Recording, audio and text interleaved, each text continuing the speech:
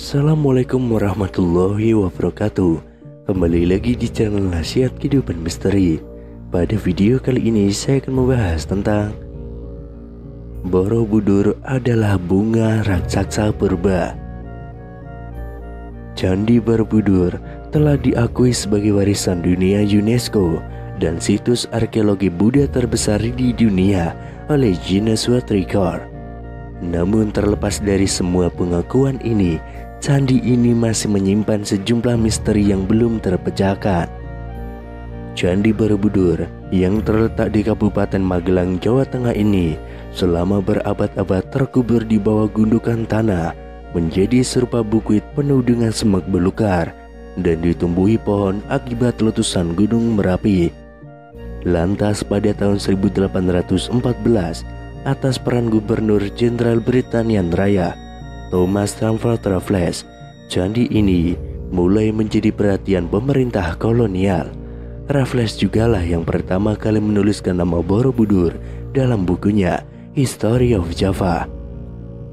Borobudur memang masih banyak menyimpan misteri, seperti bagaimana cara membangunnya, dari mana asal batu tersebut, lalu bila batunya berasal dari Gunung Merapi, bagaimana cara membawanya, mengangkatnya, dan juga menyusunnya. Letak Borobudur yang juga tidak biasa, berada di atas bukit, dikelilingi oleh dua pasang gunung kembar, Sindoro Sumbing dan Merbabu Merapi. Padahal candi lain dibangun di tanah yang datar, juga menjadi teka-teki yang belum terpecahkan. Pada tahun 1931, seniman dan pakar arsitektur Hindu-Buddha W.O.C. Newenkam mengajukan sebuah teori bahwa dataran Kedu, lokasi Borobudur berdasarkan legenda Jawa, dahulunya adalah sebuah danau purba. Borobudur dibangun melambangkan bunga teratai yang mengapung di atas permukaan danau. Ini menjadi sebuah hipotesis yang disambut perdebatan hangat oleh para kalangan ilmuwan saat itu.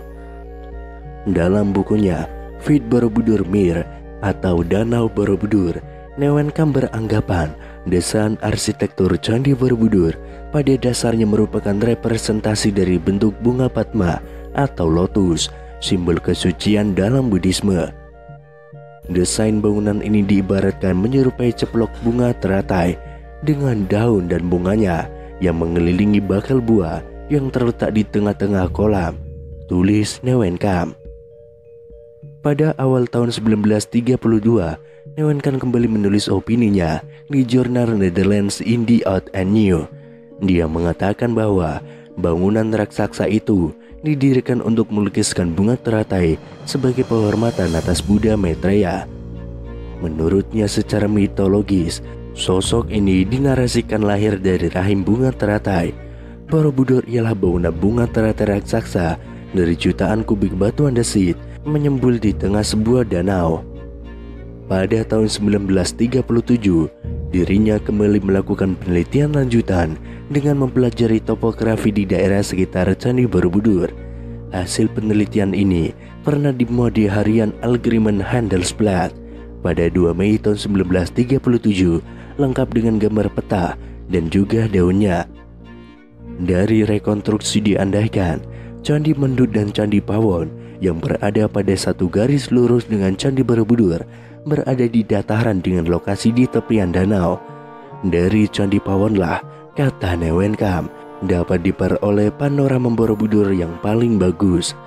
Sementara itu, untuk membuktikan hipotesisnya, Newenkam menunjukkan beberapa nama desa di sekitar Candi Borobudur yang berhubungan erat dengan danau dan air, seperti Tanjung Sari, Bumi Segoro, Sabrang Rawa, atau Segaran. Tetapi mendengar hipotesis itu, Theodor van Arp, orang Belanda yang juga berjasa memimpin pemugaran Candi Borobudur, langsung menyanggahnya. Dirinya tentu memahami benar segi-segi teknis bangunan ini. Dalam catatan van Arp, Candi Borobudur dibangun dari 2 juta kubik batu andesit, terdiri dari 1460 panel bergambar dan 1212 panel dekoratif dan juga 504 patung Buddha 3 dimensi plus 1 stupa besar dengan diameter 52 kaki. Berdasarkan pengetahuan dan argumentasi dari segi teknis itulah, Van Aert mengkritik fantasi Neuwenkamp yang disebutnya ngawur.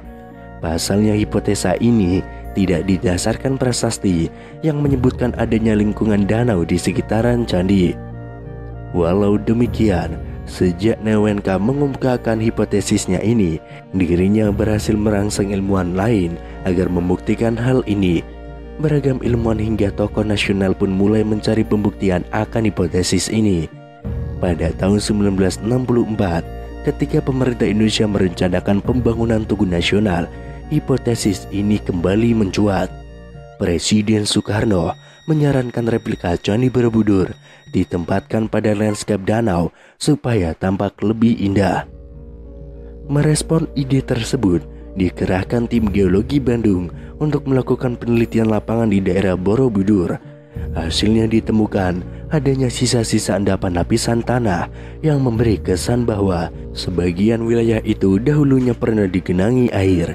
Namun keraguan kembali mencuat setelah peneliti berkebangsaan India yakni Thani Kaimoni melakukan riset di kawasan Borobudur pada tahun 1983. Disebutkan bahwa dalam penelitiannya dengan pendekatan palinologi, ternyata gagal menemukan serbuk sari tanaman air.